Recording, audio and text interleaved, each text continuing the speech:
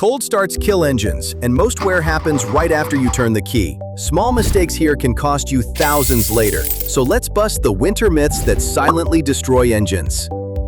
First myth, people think idling for 10 minutes helps, but it's the opposite. Long idling wastes fuel, it washes raw fuel into the oil, and even creates water in the exhaust that leads to rust. The right way is simple. Start the car, wait 30 to 60 seconds, then drive gently.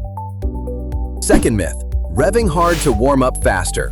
Cold oil moves slow, parts are dry, and high revs scrape metal on metal. Keep RPM under 3,000 until the engine is warm. Shift early and use light throttle. Third myth, any oil works in winter. Thick oil in cold weather leaves engine parts bare and unprotected. Always check your manual for the right grade. Most cars run fine on 0W20 or 5W30 synthetic for winter. Fourth myth, remote start solves everything. It might defrost your glass, but the engine still warms slowly. Long remote idling still loads fuel into the oil. If you use it, keep idle short, then drive gentle to finish warming up. Fifth myth, short trips don't matter.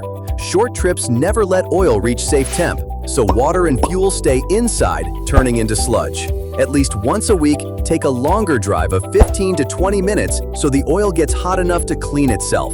Sixth myth, coolant is only for summer. Old coolant loses its strength. It can freeze and crack parts or corrode inside the engine. Check your mix before winter. Top up with the correct type and fix leaks early. Seventh myth, if the cabin feels warm, the engine must be warm too.